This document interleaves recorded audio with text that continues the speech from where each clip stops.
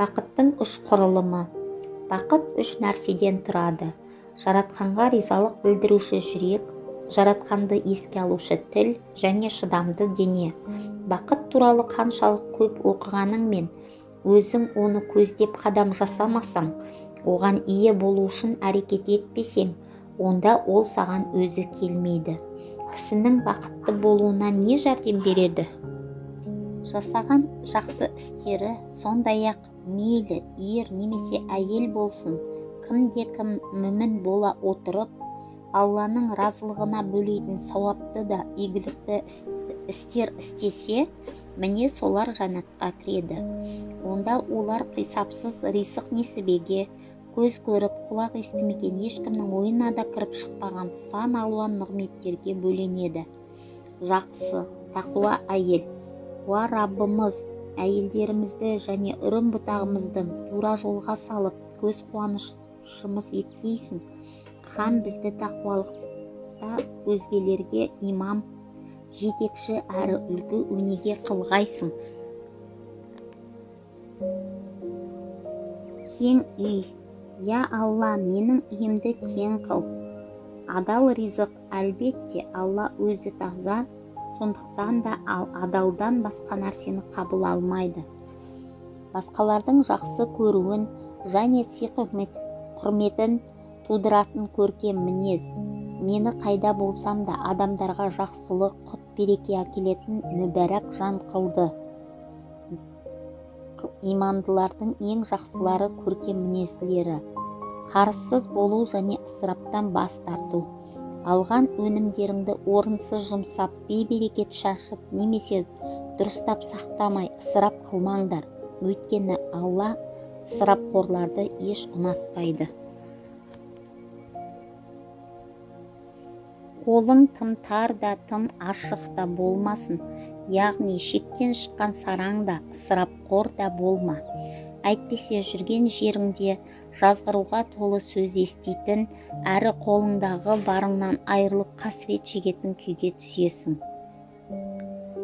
Өлім белгіленген уақытынан ерте келмейді. Алла тағала былай деп айтады: әрбір үмбет үшін белгіленген кесімді мерзім бар. Яғни әр үмбеттің өз ажалы бар. Сол мерзім толып, ажалы жеткенде олар оны бір сәтке кейінге шегере де алмайды, һәм бір сәтке тездете де алмайды. Бұл аят өлімнен қорққанынан ажалы жетпей жатып, қайта-қайта өліп тірілген қорқақ кісілер үшін нағыз тыныштандырушы бола алады. Әркімнің өзінің өлетін мезгілі болатынын, және өлім белгіленген уақыттан ерте де кеш те келмейтінін олар білуі керек. Ал енді оның белгіленген уақыты келгенде оны ешкім кері қайтара алмайды. Осы өзгермес ақиқат мұндай кісілерді тыныштандырады. Сендер қашып жүрген өлім түптің түбінде алдарыңнан шығады.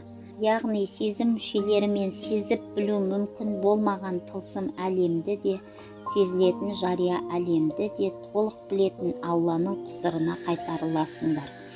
Сонда ол сендерді дүниеде не істеп, не қойғандарыңнан толық хабардар етеді, һәм жауапқа тартады. Қай жерде болсаңдар да, тіпті ең берік қамалдардың ішінде болсаңдар да, немесе көктегі жұлдыздарға барып паналасаңдар да, өлім сендерге жетеді. Аллаға тәуекел етіп, оған бүкіл күшіңмен ұмтылудың орнына дүниеге байланып қалу, бұл өзіңді бақытсыз қылудың бір жолы екенін біл. Нәтижеде ол басына күн түскенде Алладан басқа өзіне қол ұшын беретін бірде-бір қауым таба алмады. Әрі өзінің де амалы құрыды. Яғни байлығы мен әулетін былай қойғанда өзінің де қолынан түк келмеді. Белгілі ғалым Захабидің Сияру ғаламин Нубала кемеңгер кісілердің өмірбаяны атты 23 томнан тұратын кітабы бар. Бұл еңбектен 2 тұжырым шығарса болады.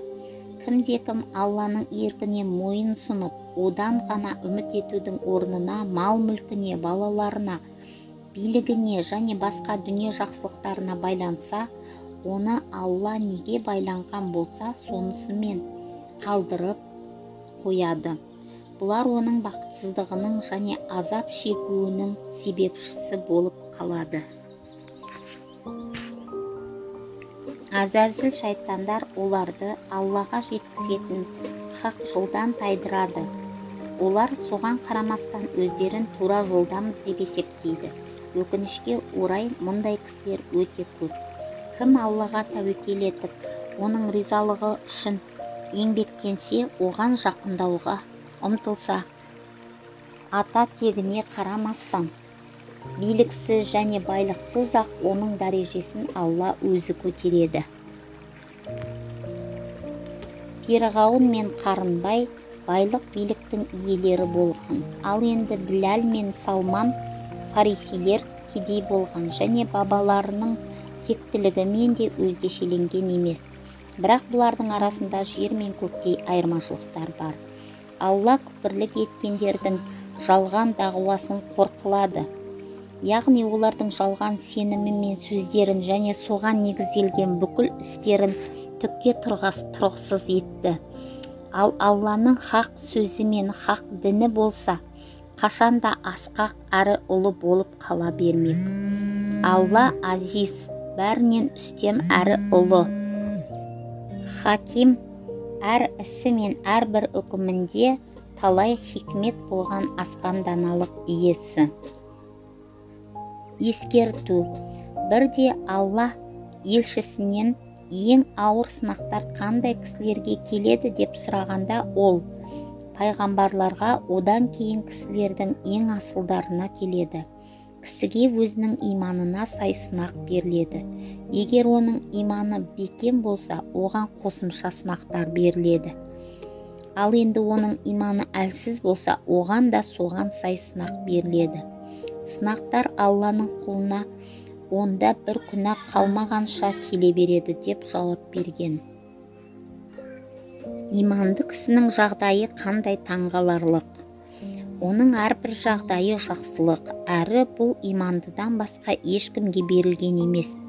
Егер ол жақсылыққа кенелетін болса, ол Аллаға ризалық білдіреді, және бұл ол үшін жақсылық болып қалады.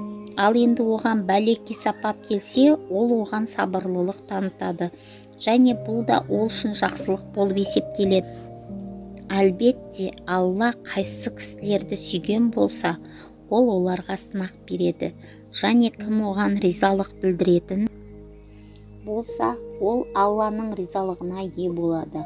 Ал енді кім наразы болатын болса, ол Алланың наразылығына ұшырайды. Егер бүкіл ел жиналып, саған қандай да бір жақсылық жасағылары келсе, олар саған Алланың тағдырда белгіленгеніндей ақ қана жақсылық жасай алады. Және егер олар бәрі жиналып саған жамандық жасағылары келсе, олар Алланың тағдырында белгіленгеніндей ақ қана жамандық жасай алады. Өйткені тағдырдың қаламы жоғары көтеріліп, парақтардағы сиялар құрғап қалған.